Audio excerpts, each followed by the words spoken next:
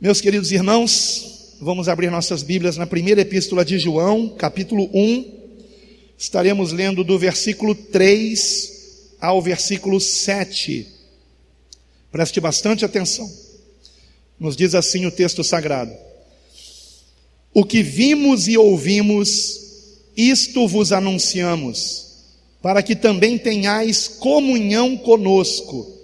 E a nossa comunhão é com o Pai e com seu Filho Jesus Cristo. Estas coisas vos escrevemos, para que o vosso gozo se cumpra. E esta é a mensagem que dele ouvimos e vos anunciamos, que Deus é luz e não há nele treva nenhuma. Se dissermos que temos comunhão com ele e andarmos em trevas, mentimos e não praticamos a verdade.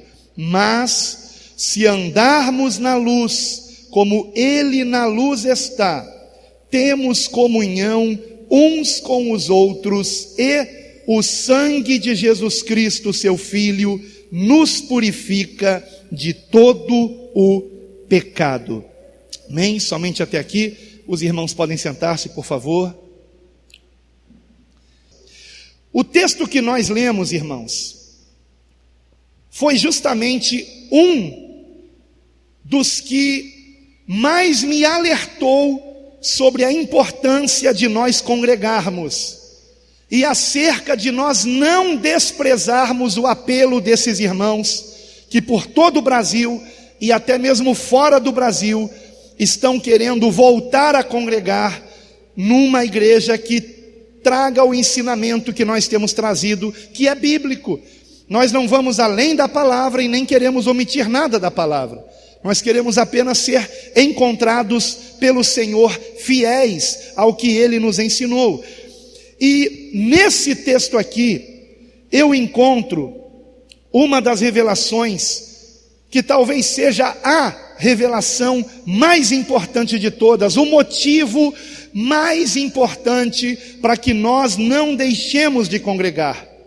E ele se encontra no versículo 7, que nos diz assim, que no final do seu versículo, que o sangue de Jesus Cristo nos purifica de todo o pecado. O sangue de Jesus Cristo nos purifica de todo o pecado. Mas purifica a quem de todo o pecado? Veja que ele diz, nos purifica. Ele não diz apenas me purifica ou purifica você. Ele diz nos purifica, na coletividade. Purifica a quem? Versículo 7, do início agora. Mas se andarmos na luz, como ele na luz está, temos comunhão uns com os outros. Temos comunhão uns com os outros ou seja, se tivermos comunhão uns com os outros, o sangue de Jesus Cristo, seu Filho, nos purifica de todo pecado. Ou seja, se alguém não quer comunhão com os demais irmãos, não quer, acha que não precisa disso, despreza o corpo de Cristo, tal pessoa, como o pastor Robson certamente mencionou aqui no domingo à noite, está desligada do seu corpo. Desligada. Me disseram até que ele usou o exemplo do Bruno, né, Bruno? Bruno que, para salvar uma vida, perdeu a sua mão esquerda, para empurrar uma pessoa que seria esmagada por um caminhão. Não sei quantos ouviram o testemunho dele. O testemunho do Bruno está no canal da nossa igreja, Igreja Bíblica Cristã. E para salvar a vida de uma pessoa que seria esmagada por um caminhão, o caminhão esmagou a mão dele. Mas valeu a pena, não valeu, meu irmão?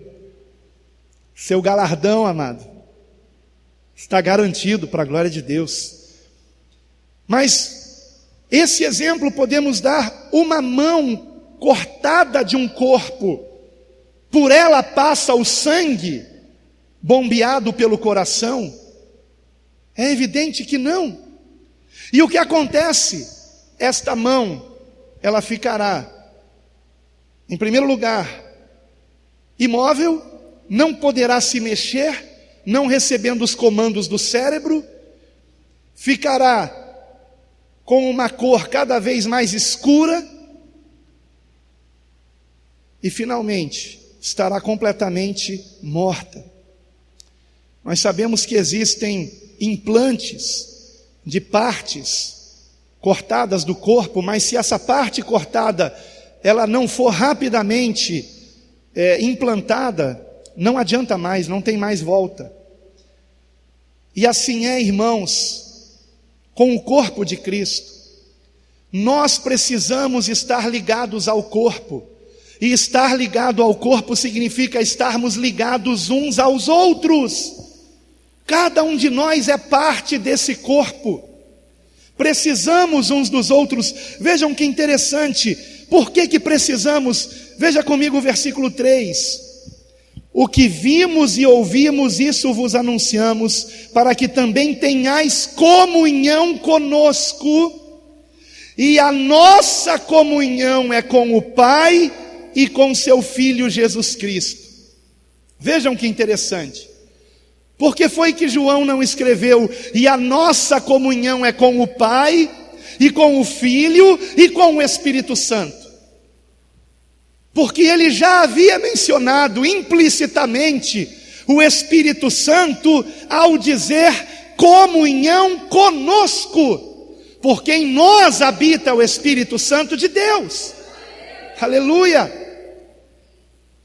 O Espírito Santo de Deus é o Espírito do Pai, é o Espírito do Filho, é a mesma essência.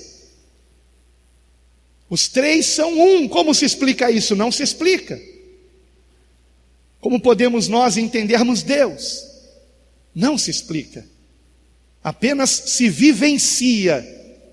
E essa comunhão nós temos vivenciado. Porque estamos em comunhão e queremos obedecer o Pai e amamos o Filho. Aleluia. Quando eu digo amamos o Filho, obedecemos o Pai, amamos Pai, Filho e Espírito Santo, obedecemos Pai, Filho e Espírito Santo, compreendem, amados? O que dizemos a respeito de um significa o mesmo que toda a sua essência. Isso é algo que não podemos compreender, mas assim é. E eu tenho também, amados, me apressado nesse projeto, a ponto de desde o início do ano, nós estamos ainda em fevereiro, ter feito já 4 viagens. Se eu participei de 3 cultos de domingo aqui, foi muito. Eu não contei, mas eu acho que são 3 cultos de domingo que eu participei, contando o culto de ceia do início do ano. Agora, o segundo culto de ceia de fevereiro eu não pude participar. Eu estava em Curitiba, não foi, irmão? Se não me engano, em Curitiba. Então já fizemos pelo menos 4 viagens esse ano. E estamos correndo, estamos nos apressando, porque outra revelação que Deus me deu é que nós não temos mais muito tempo, irmãos. Não temos. O fato de tantos irmãos não estarem congregando e querer voltar a congregar numa igreja bíblica só pode significar uma coisa: o tempo profetizado da apostasia chegou. O tempo profetizado na segunda epístola de Paulo aos Tessalonicenses, capítulo 2. E o que acontece depois disso? A revelação do iníquo, a revelação do anticristo. Uma grande perseguição contra a igreja. E finalmente, antes da ira de Deus, o nosso arrebatamento, o nosso encontro com Ele nos ares. O Senhor tem falado comigo em vários textos da palavra a respeito da confirmação de que não temos muito tempo, irmãos. Não temos muito tempo para quê? Para nos enchermos do Espírito Santo. Mas a questão é que alguém que não está congregando realmente num ministério que leve a sério a palavra de Deus, dificilmente tal pessoa se encherá do Espírito Santo, porque o que eu tenho visto e ouvido, como testemunho de muitos que não estão congregando, é que eles vão ficando desanimados, e por não estarem congregando, já não leem mais a Bíblia como antes, já não têm uma vida de oração como outrora, já não se sentem mais tão motivados a se abster do pecado e andar em santificação dia após dia. E se um dia estiveram cheios do poder de Deus, este poder está se esvaindo, esta chama do Espírito Santo se apagando, e não pode ser assim, irmãos. Quanto mais se aproxima aquele dia, como diz Hebreus 10, 25, mais nós temos que congregar. Me assusta hoje nós não estarmos aqui com a totalidade dos irmãos que dizem congregar nesse ministério localmente. Me assusta, porque evidentemente não estão percebendo os dias que estamos vivendo, o perigo que estamos correndo, irmãos. A minha esperança e oração é que todos aqui despertem, mas nem todos ainda despertaram. Mas graças a Deus que muitos já despertaram e outros estão em vias de acordar. Há passagens que eu não tenho tempo de ler aqui, mas como por exemplo, Mateus capítulo 25, do versículo 1 a 13, que é a parábola das 10 virgens. Não tenho tempo de ler, mas a maioria de vocês conhece a parábola. Quem não conhece, medite nela em casa. Esse texto diz que à meia-noite ouviu-se um grito: eis o noivo. E todas as 10 virgens que estavam dormindo, muitos, quando leem apressadamente a parábola, não percebem que o texto diz que todas adormeceram. Adormeceram para quê? Adormeceram para a vinda do noivo. E não é exatamente isso que aconteceu hoje, irmãos, nos nossos dias. Todas as igrejas adormeceram, inclusive esta, a igreja bíblica cristã, adormeceram para a volta de Cristo. Por mais que eu alerte, por mais que eu pregue, assim como outros pregadores aqui por trás desse púlpito, a maioria dos irmãos está distraída com o mundo. A maioria, essa é a verdade. Nós estamos alertando, mas não estão se preparando. Irmãos, até igrejas que têm por nome de denominação algo que faz lembrar a volta de Cristo, como por exemplo, a Adventista do Sétimo Dia. Eu tenho ouvido irmãos da Adventista que, claro, eu sei que há sérios problemas nessa denominação, mas não vou aqui entrar nessa questão agora. Eu os tenho ouvido dizer que até lá os irmãos estão dormindo para o retorno do Senhor, não estão dando crédito. Uma denominação que teve por base se preparar para a volta do Senhor, e hoje os irmãos de lá não estão mais se preparando. Isso está acontecendo com todas as denominações cristãs na face da terra, todas. A parábola das 10 virgens, assim como muitas outras parábolas de Cristo, é uma parábola profética. Todas as igrejas adormeceram para a volta do Senhor, mas à meia-noite ouviu-se um grito: eis o noivo, e todas despertaram. Despertaram para quê? Para a volta do Senhor. Porém, daquelas 10, 5 tinham azeite em suas lâmpadas, e 5 não tinham azeite suficiente. Vocês conhecem o final da parábola. As que não tinham azeite não conseguiram mais se encher do azeite. E você que conhece a palavra de Deus sabe que o azeite simboliza o Espírito Santo de Deus. Se as 10 virgens simbolizam a igreja, se o azeite é o Espírito Santo, que grito é esse que vai acordar as igrejas do mundo inteiro ao mesmo tempo? Eu vejo que só existe um evento que está para acontecer no mundo, que vai acordar a igreja para a volta de Cristo, que se chama Terceira Guerra Mundial. Porque diferentemente da primeira e da segunda, esta será sim mundial, não será apenas uma guerra europeia, porque agora o mundo está globalizado e agora os armamentos são nucleares. Será terrível. E quando isso acontecer, eu tenho certeza que essa igreja vai lotar. Vão me pedir: pastor, faz culto todo dia, pastor. Agora Jesus está voltando, agora eu sei que Ele está voltando. Olha, o céu ficou negro, pastor. Efeito das bombas nucleares. O sol vai escurecer, a lua não dará sua claridade. A camada na atmosfera que nos protege dos meteoritos estará danificada, e a terra, que é bombardeada diariamente por milhares de meteoros, mas que são queimados na atmosfera, estes atingirão a terra, as estrelas cairão do céu. E muitos ficarão desesperados, mas aqueles que estarão cheios, que estiverem cheios do Espírito Santo, se regozijarão no meio de tudo isso, e cantarão: Maranata, ora vem, Senhor Jesus, aleluia. Mas os vazios do Espírito Santo, ficarão desesperados.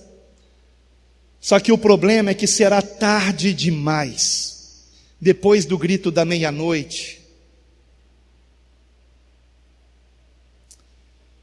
Não adianta mais bater a porta, virá o arrebatamento, e quem ficar para trás não entrará mais.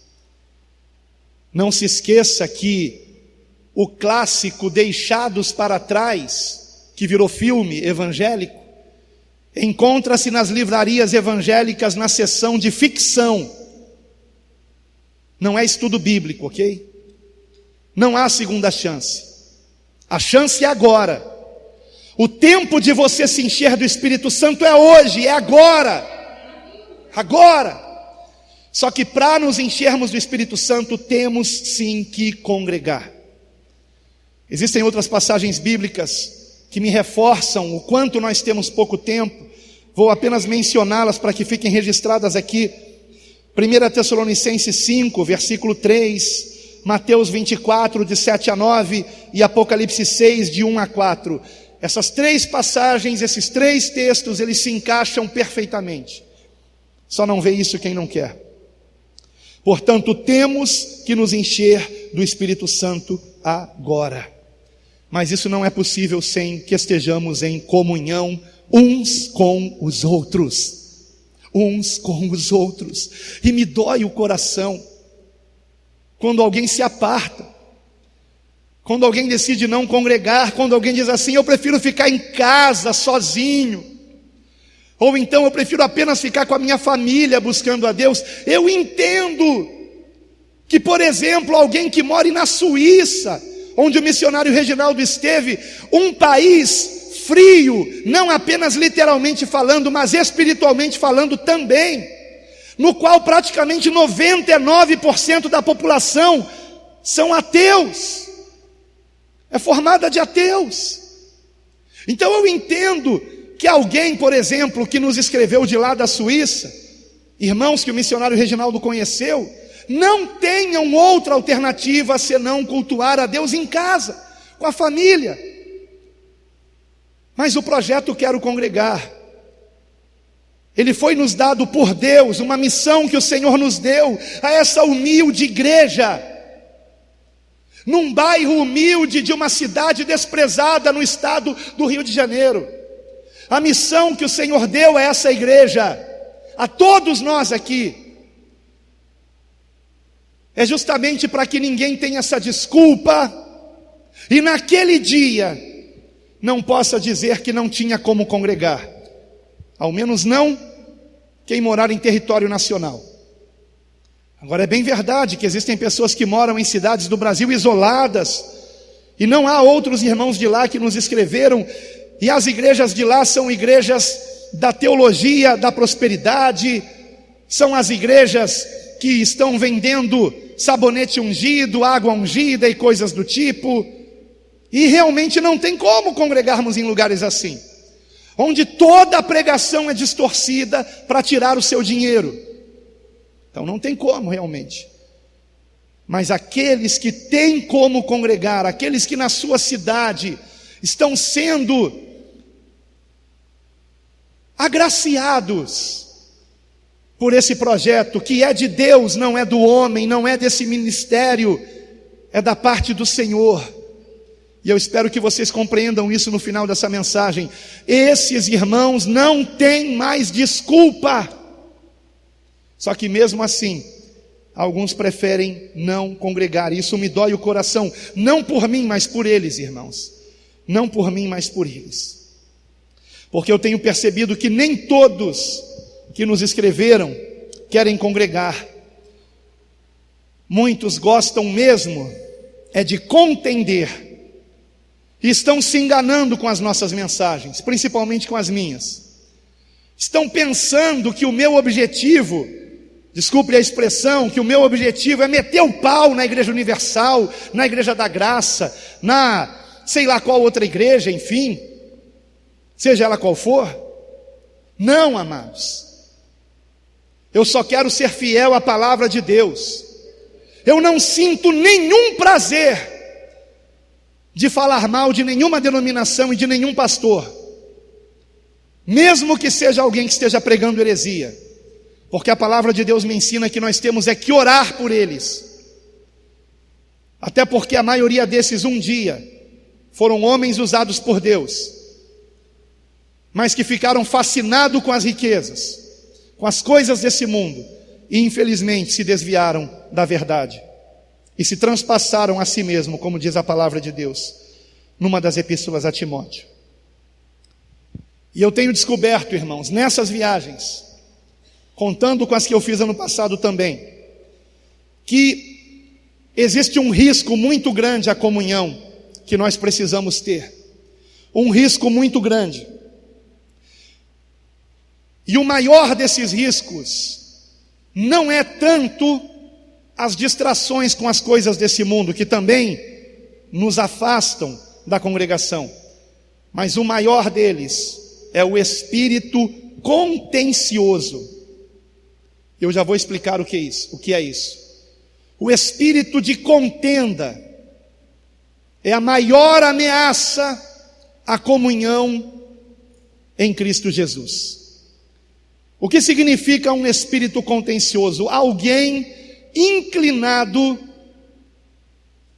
a querer que os outros pensem como ele, que os outros entendam a Escritura como ele, e que não estão dispostos a nenhum tipo de contrariedade, não querem dialogar sobre a Escritura, querem impor o que eles acreditam, o que eles pensam convictamente que é a verdade.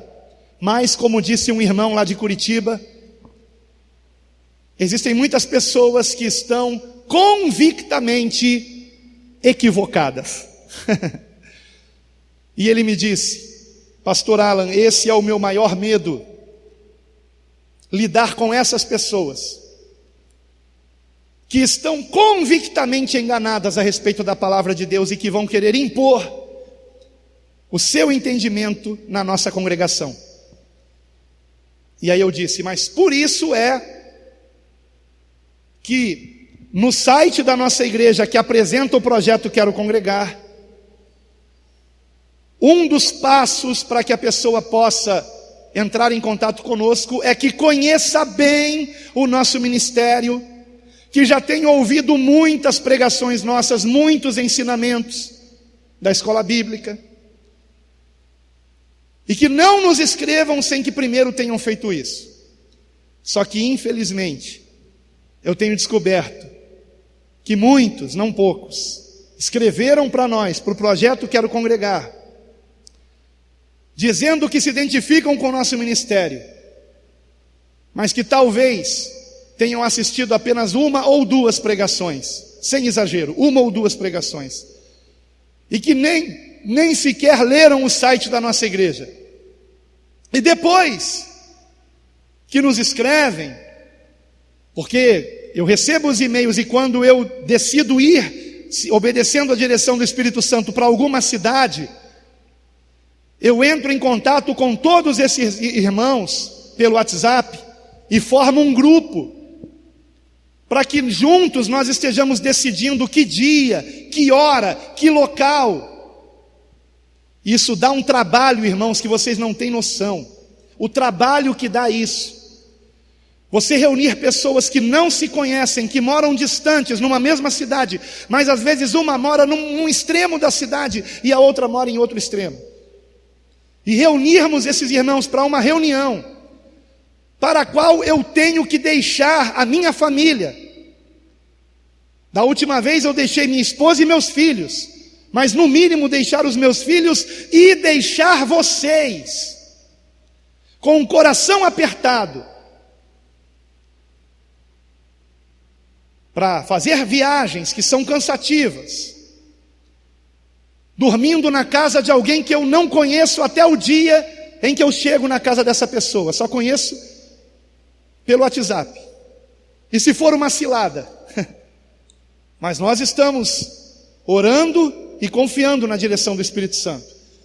E todos os lares que receberam minha esposa e eu são verdadeiros irmãos em Cristo, pessoas com muita hospitalidade, muito amor. E Deus sempre toca no coração de irmãos que nós não conhecíamos, que moram nessas cidades, para custear as passagens, tanto de ida quanto de volta, para a glória de Deus. Não há peso para a igreja, para essa congregação, para a glória de Deus. Antes, pelo contrário, até sobra para que nós possamos investir aqui, para a glória do Senhor. Então, amados, essas viagens, elas são desgastantes, mas eu as faço em obediência a um chamado do Senhor. Mas elas são também até assustadoras. Por exemplo, antes da primeira viagem desse ano, antes da primeira viagem, que foi a Belo Horizonte, uma irmã aqui da igreja que está presente aqui, a irmã Marília, ela teve um sonho comigo e com minha esposa. E ela nos contou o sonho, contou que nós tínhamos ido para uma cidade e nessa cidade nós seríamos perseguidos. Tentariam me matar. Não foi isso, irmã Marília? Tentariam me matar. Graças a Deus que ela está aqui para confirmar. Irmã Marília, levanta a mão para os irmãos te conhecerem, quem não te conhece, amém? Depois vocês podem confirmar com ela. E ela ficou preocupada. A irmã Luciana, a filha dela, veio falar comigo, depois ela veio ela mesma contar para mim, e quando ela me contou, eu perguntei: irmã, que cidade foi? A irmã lembra? E eu não vou dizer aqui porque está sendo gravado, mas foi uma das 4 cidades que nós tínhamos que ir. Agora pense comigo, quantas cidades existem no Brasil? E ela não sabia que nós iríamos para essa cidade. E no sonho, nessa cidade tentariam me matar. Ou nos matar, não me lembro se foi somente. Foi me matar ou matar a mim e a minha esposa? A mim. O negócio é comigo.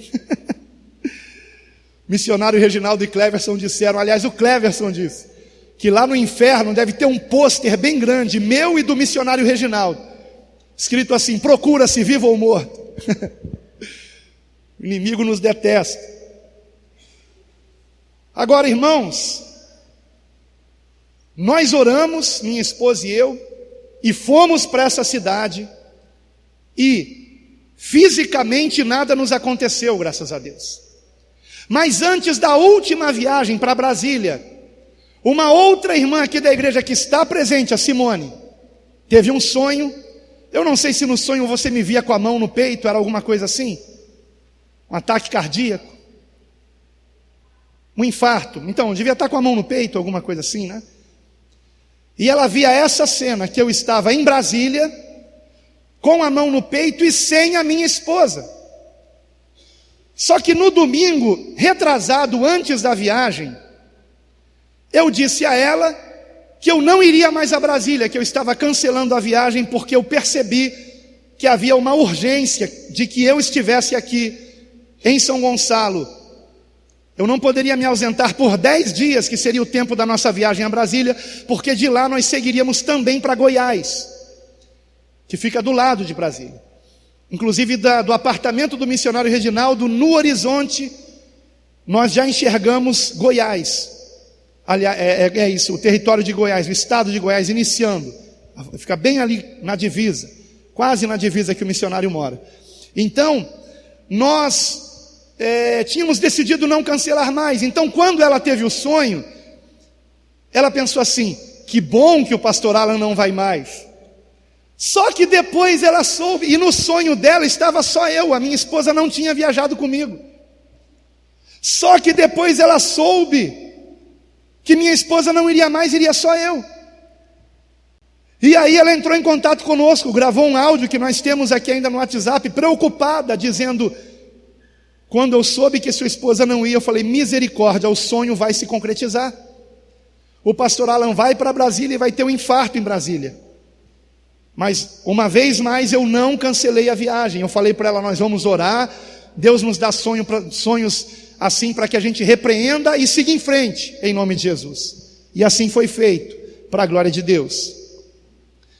E eu fui para Brasília. E mais uma vez, nada fisicamente aconteceu. Porém, irmãos, os 2 sonhos se cumpriram. Os 2 sonhos se cumpriram. Marília, o seu sonho se cumpriu. Simone, o seu sonho se cumpriu. Os 2. Não literalmente, mas simbolicamente.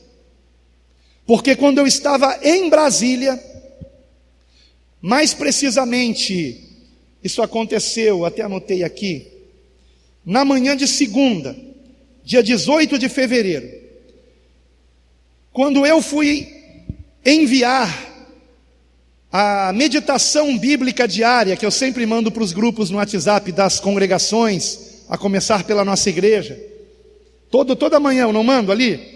A leitura do dia, do Antigo e do Novo Testamento, baseada no nosso plano de leitura da Bíblia em um ano. Quando eu fui enviar, e eu entrei em uma das congregações, que eu já tinha viajado esse ano, e que foi exatamente a congregação da cidade onde a irmã Marília teve o sonho, que eu tinha, que tentavam me matar. Havia ali um texto, irmãos, que eu só não vou ler aqui por falta de tempo. Está aqui, eu imprimi, mas eu vou gravar um vídeo para comentar esse texto aqui. Foi um texto de alguém que estava no grupo, que se formou nessa cidade, que eu prefiro não dizer o nome, e essa pessoa, em outras palavras, resumidamente, disse que estava saindo, se desligando juntamente com a sua esposa do projeto Quero Congregar, porque eu era um falso profeta, porque eu era um falso mestre, porque Satanás se disfarça em anjo de luz, falando isso da minha pessoa. O texto tinha sido escrito na noite anterior. Que bom que eu não li aquele texto na noite anterior. Ele foi postado por volta de 20h30, mais ou menos. Eu só vi aquele texto no dia seguinte de manhã, no grupo do WhatsApp da congregação dessa cidade, que eu prefiro não dizer o nome, porque os demais irmãos dessa cidade são uma bênção. Só que teve um outro que pegou carona nesse primeiro, e também colocou um texto lá, colocando lenha na fogueira, e dizendo que estava também se desligando do projeto. Interessante que os dois usaram a palavra convicto. Um deles disse: estou convicto que o Espírito Santo me diz essa verdade. E o outro disse assim: temos convicções muito firmes e sedimentadas. Meu Deus, eu não sabia que eu era um herege, que eu era um falso profeta. Como vocês acham que eu recebi isso, irmãos? Com dor no peito. Foi uma facada no meu coração. E onde é que eu estava quando eu recebi essa facada no meu coração? Em Brasília. Exatamente como a irmã Simone sonhou. E a minha esposa não estava do meu lado. Então imaginem como eu me senti. E de onde veio essa facada? Exatamente da cidade, de irmãos da cidade onde a irmã Marília sonhou que tentariam me matar. Não matar a mim diretamente, mas matar o sonho de uma igreja bíblica cristã se formando naquela cidade. A minha resposta para esses irmãos, primeiramente a resposta que eu disse para o primeiro, eu vou ler aqui para vocês, foi a seguinte. Para o segundo eu não respondi nada, o segundo escreveu mesmo eu tendo dado essa resposta. E aí, eu decidi nem responder a ele. E eu escrevi: o irmão não acha que deveria ter me perguntado no modo privado sobre esses assuntos? E todos os assuntos que ele mencionou, eu vou gravar um vídeo respondendo, irmãos. O nome disso que você está fazendo é dissensão. Se não concorda com alguma coisa, nem deveria ter se unido à nossa congregação, pois a necessidade de conhecer bem nossa doutrina, que é bíblica, é algo que enfatizo bastante antes de aceitar alguém na congregação. Se tivesse me perguntado pessoalmente, nós teríamos tido uma conversa edificante, baseada na palavra de Deus. Por que não fez isso? Confesso que estou chocado com sua falta de consideração e respeito para com a minha pessoa. Mas agradeço por sua sinceridade, embora seja errada a forma como está fazendo, e eu não compreenda por que foi precipitado em se unir a esse ministério. Lamento muito pela saída de vocês, mas o irmão e sua esposa estejam à vontade quanto a isso. O propósito desse ministério é para quem quer congregar e não para quem quer contender. Deus lhes abençoe. Essa foi a minha mensagem. Um outro irmão do grupo, que foi o único que se pronunciou a respeito disso, eu creio que teve uma irmã também muito querida, que também escreveu algo, mas esse aqui, ele respondeu diretamente a esse irmão, e ele disse o seguinte, eu vou ler aqui porque eu achei brilhante o que ele escreveu. Irmão lá do grupo, dessa congregação dessa cidade: irmão, a paz do Senhor. Lendo o seu texto ontem à noite, confesso que me chamou a atenção. Lembrei de mim mesmo em 2005, quando buscava a maneira bíblica perfeita de se reunir. Deus cuidou de mim, mas foram anos de deserto para esse tratamento do Senhor. Se você procura irmãos que se reúnam exatamente como pensa, temo que nem com a sua esposa irá conseguir. Deixa eu te contar uma descoberta que fiz.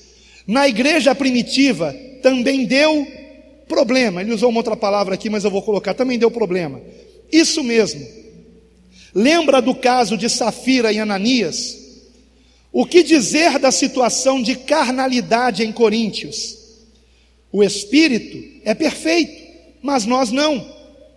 Fiquei bem triste, porque não te vi, olha o detalhe, não te vi em nenhuma reunião, não conversamos pessoalmente, possivelmente nem conheceu o pastor Alan pessoalmente, exatamente isso. Nem na primeira reunião que fizemos lá nessa cidade, essa pessoa foi. Mas para sair do grupo do WhatsApp, que foi formado para que todos participassem da reunião em que eu e minha esposa estaríamos, para sair do grupo, ele saiu escrevendo um texto maldoso, venenoso, difamador. Triste isso, irmãos. Os dois, na verdade. O primeiro que escreveu e o segundo. Nenhum dos dois foram a nenhuma reunião, nem na que eu estive com a minha esposa, a primeira e única que tivemos lá com eles, e nem as reuniões que têm acontecido todo domingo com a congregação dessa cidade. E ele conclui dizendo: você, indireto ou diretamente, fez algumas acusações duras a uma pessoa que nem conhece, o comparou a falsos profetas e por aí vai. Se quiser falar comigo também, estou à sua disposição. Estive desde 2003 fora de denominação, irmão. Conte quantos anos? 15 anos. 16, né? Estamos em 2019. Desde 2003 fora de denominação, irmão. Tenho alguns sabores de dissabores que poderia te relatar. Abraço, irmão, e espero que o Espírito, com E maiúsculo, te ilumine. Então é isso, queridos. Não pensem, amados irmãos, que tem sido fácil fazer esse projeto. Aos olhos humanos é impossível. Impossível. Eu tinha colocado aqui nas minhas anotações alguns textos que nos ensinam como lidar com essa situação, segundo o apóstolo Paulo. Porque o Espírito Santo colocou no meu coração que eu esteja imitando Paulo.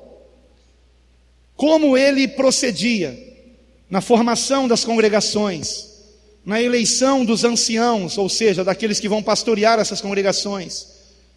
Então eu tenho procurado me espelhar no ministério de Paulo, mas eu quero aqui dizer, estou longe disso. Estou longe. Eu não chego nem aos pés do apóstolo Paulo. E ainda que um dia eu chegue aos pés dele, não aceito o título de apóstolo, de jeito nenhum. Sou apenas um servo de Cristo, obedecendo um chamado do Senhor. Agora o que me chamou a atenção no que esse irmão escreveu foi: se você procura irmãos que se reúnam exatamente como pensa, temo que nem com sua esposa irá conseguir congregar. E é exatamente isso. Paulo, em diversas epístolas, em diversas passagens, tocou nesse assunto. Que nós temos que estar focados no fundamento, que é Cristo. E que pequenas divergências são circunstanciais. Um pensa desse modo, o outro pensa de outro. Um guarda o sábado, o outro não guarda. Um considera que são iguais todos os dias, mas outro não. Um come de tudo, o outro come só legumes. Um acha que tem que se circuncidar, o outro não. Coisas dessa natureza, circunstanciais. E nenhuma delas tem nenhuma eficácia no combate às concupiscências da carne. Mas o que é que importa em Cristo? Importa que estejamos obedecendo o seu mandamento. Mandamento que é abundantemente enfatizado na epístola que lemos no início desta mensagem, 1 João, o amor ao próximo, sem nos esquecermos da santificação, sem a qual ninguém verá o Senhor. Então é nisso que focamos. O segundo que nos escreveu falando, ele começou assim o texto: bom dia, queridos irmãos, em Yeshua HaMashiach. Então por aí vocês já veem que tipo de irmão ele é. Certamente ele considera que ao chamar o Senhor de Jesus, nós estamos cometendo uma blasfêmia ou coisa do tipo. E eu já dei uma aula sobre isso. O verdadeiro nome de Cristo está na playlist do canal A Deus Toda a Glória, está na playlist também da Escola Bíblica Dominical da nossa igreja. Mas esse irmão não viu. Ou então quando viu se escandalizou e falou: opa, estou pulando fora também, aproveitando a carona do outro. Compreendem, amados? Agora, se você chama Jesus, se você chama o Cristo de Jesus, ou de Yeshua, ou de Yehoshua, ou de Yasha, porque existem 7 nomes possíveis para o verdadeiro nome de Cristo, o nome pelo qual José e Maria chamavam o seu filho. Qual deles é o verdadeiro? Não sabemos. Não somos salvos pela pronúncia do nome, somos salvos pela pessoa de Cristo. E Deus é onisciente e sabe que quando falamos Jesus, estamos clamando ao seu Filho unigênito que verteu seu sangue na cruz do Calvário.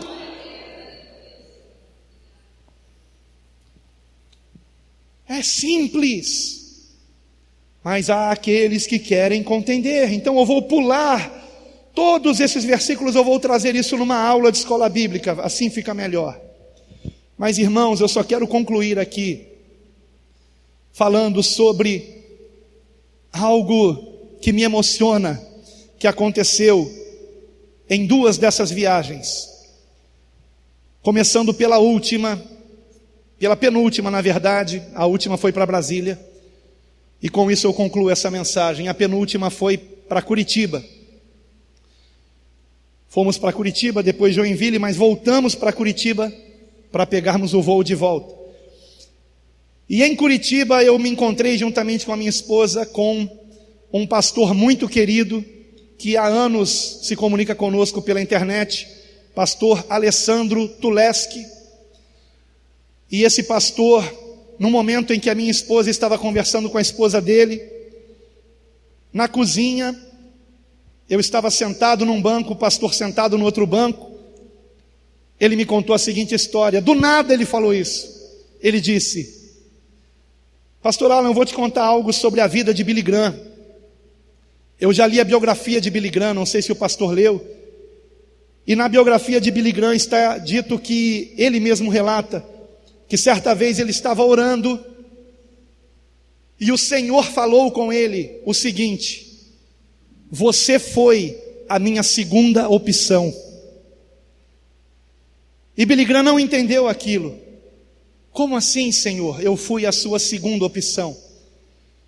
E o Senhor lhe disse, naquela intimidade entre pai e filho que nós temos quando oramos ao Senhor,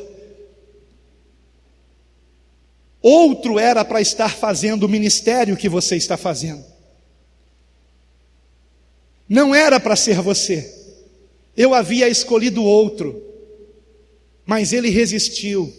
Ele não quis, mas você quis.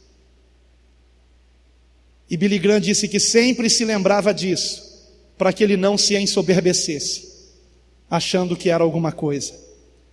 O Senhor havia escolhido outro e não ele. Quando o pastor Alessandro me contou aquilo, eu levei um susto, porque no mesmo instante o Espírito Santo me fez lembrar de uma irmã em Belo Horizonte, que no final da primeira reunião que tivemos lá, nos procurou e olhando nos meus olhos disse: pastor Alan, o senhor é resposta de oração. Eu orei tanto por isso, pastor, mas eu preciso confessar uma coisa para o amado. Eu orava e dizia: Senhor, toca no coração do Paulo Júnior para ele fazer isso. Toca no coração do pastor Paulo Júnior para ele formar congregações bíblicas no Brasil inteiro. Mas infelizmente ele não quis, mas o Senhor quis. E eu desabei naquela cozinha com o pastor Alessandro. Não era para ser eu, irmãos. Não era para ser eu. Mas eu confesso a vocês que eu estou balançado. E ontem à noite, na minha casa, depois que todos tinham ido dormir, eu dobrei os joelhos na sala, e inclinado no sofá, eu disse ao Senhor: me confirma, Senhor, se é para eu continuar ou se é para eu parar. Porque, amados, será que a nossa congregação está preparada para isso? Eu me lembro que em novembro, os cultos de quarta-feira estavam lotados. Quem lembra disso? Os cultos de quarta-feira estavam lotados. E agora menos da metade dos irmãos, 1/3 da capacidade total. Sabe por quê? Porque lá no inferno existe um pôster com a minha imagem. E é por isso que tantos irmãos daqui têm sido atacados. E se o custo do projeto Quero Congregar seja a salvação de vocês, eu prefiro a salvação de vocês. Vocês não têm noção da batalha espiritual que está acontecendo por conta do projeto Quero Congregar. Coisas que têm acontecido na sua vida de alguns meses para cá, estranhas. Parece que as coisas estão virando de cabeça para baixo. É por conta desse projeto. O inimigo quer nos destruir. E é por isso que antes de começar o projeto, o Espírito Santo vinha nos alertando sobre consagração. Nos consagrarmos. Começamos com um plano de leitura da Bíblia. A irmã Ana Lúcia foi usada por Deus, lembra disso, irmã? Há 2 anos atrás. Ela foi usada por Deus para confirmar o plano de leitura da Bíblia em 1 ano. E o primeiro plano de leitura da Bíblia que usamos foi ela mesma que fez e que imprimiu, para a glória de Deus. Temos que meditar na palavra todo dia. Fortalecei-vos no Senhor, é a palavra. E temos que orar mais todo dia. Aí veio o guia de oração. Fortalecei-vos no Senhor, é a palavra, e na força do seu poder, é a oração. E se abstenham de Facebook, se abstenham de televisão, se abstenham de séries, filmes, se abstenham de tudo aquilo que contamina a alma, porque você não beberia um copo d'água com uma gota de água de esgoto, beberia?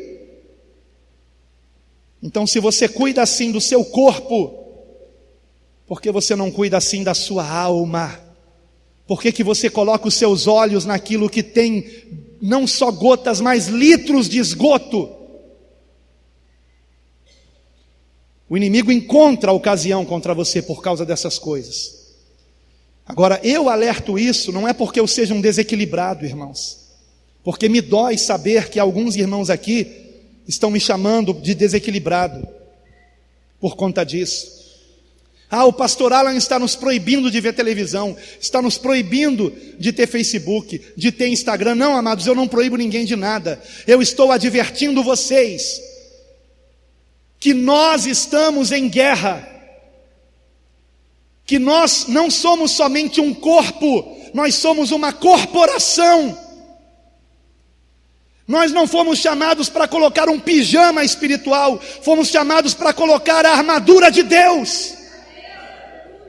E quando um ministério incomoda Satanás do modo como a nossa igreja está incomodando, precisamos estar revestidos do poder de Deus. Senão virá o esfriamento na sua vida. Está vindo na vida de irmãos aqui. Há irmãos aqui que não leem mais a Bíblia como antes, não oram como antes, não adoram como antes, não querem mais vir à escola bíblica, preferem ficar dormindo. E não estão enxergando que é o diabo que está fazendo isso com eles. Porque há milhares de irmãos que ficam esperando uma pregação desse ministério ir para o YouTube, sedentos de ouvir o que é pregado aqui, e você prefere ficar em casa, porque o diabo está enganando você, cegando você. Coisas piores virão. Eu vou dar um conselho aqui. Se alguém não quiser largar o Facebook, largar o Instagram, largar as contaminações desse mundo, televisão e qualquer outra coisa que contamine a alma, procure uma igreja que não esteja incomodando o diabo. Existem muitas que não estão incomodando Satanás, essa está incomodando. Se você não se santificar, você será o próximo a cair. E eu não quero que você caia, você entende isso? Eu prefiro que você esteja numa igreja salvo, que não seja essa, do que aqui e perdido. Entendo o que eu estou falando. Se você não está preparado para essa guerra, você tem duas escolhas. Ou você se prepara rápido e se reveste do poder de Deus, ou é melhor você procurar uma igreja que não está incomodando o mundo. Uma igreja onde, aquela igreja não tem nada a ver. Aquela igreja não tem nada a ver. Ah, tem nada a ver, pode ver. Vamos fazer uma caravana para ir no cinema ver Aquaman? O filme que mais exaltou o anticristo feito até hoje, que eu alertei, e mesmo assim irmãos daqui foram assistir. Vocês não respeitam o pastor de vocês. Não foi a mim que vocês desonraram, foi ao Senhor. Eu coloquei um áudio sábado sobre não faltar escola bíblica no grupo, e eu soube que no domingo de manhã foi meia dúzia de gatos pingados aqui. Não foi a mim que vocês desonraram, foi ao Senhor. Não foi ao pastor Sandro que deu a aula, foi a Jesus que vocês viraram as costas. Eu aconselho vocês, procurem uma igreja que não está incomodando Satanás, porque a igreja bíblica cristã está na frente de batalha. E que Deus tenha misericórdia de nós. Oremos.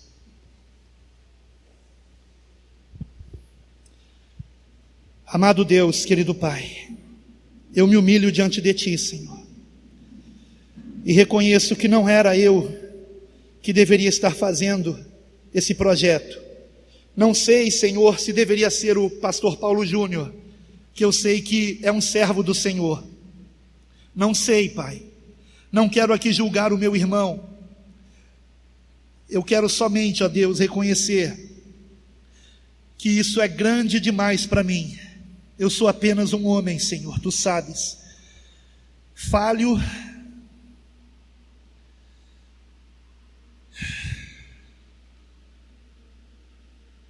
Pequeno. Frágil. Senhor, eu coloco em Tuas mãos o projeto Quero Congregar. Que seja feita não a minha, mas a Tua vontade. Se houver outro, Pai, mais capacitado que eu, a quem o Senhor venha capacitar, e que não queira retroceder, como nessa hora eu quero, por amor das ovelhas que o Senhor me deu para pastorear. Então, Senhor, fala com essa pessoa. Mas se for para eu continuar, Pai, se for para a igreja bíblica cristã continuar nesse projeto, fala claramente, Senhor. Eu preciso, Pai, de uma resposta tão contundente como a minha chamada pastoral, na qual eu ouvi a Tua voz audivelmente me chamar pelo meu nome, Pai. Eu coloco esse projeto diante de Ti, porque eu sei que ele está me custando os meus melhores amigos. Eu sei que ele está me custando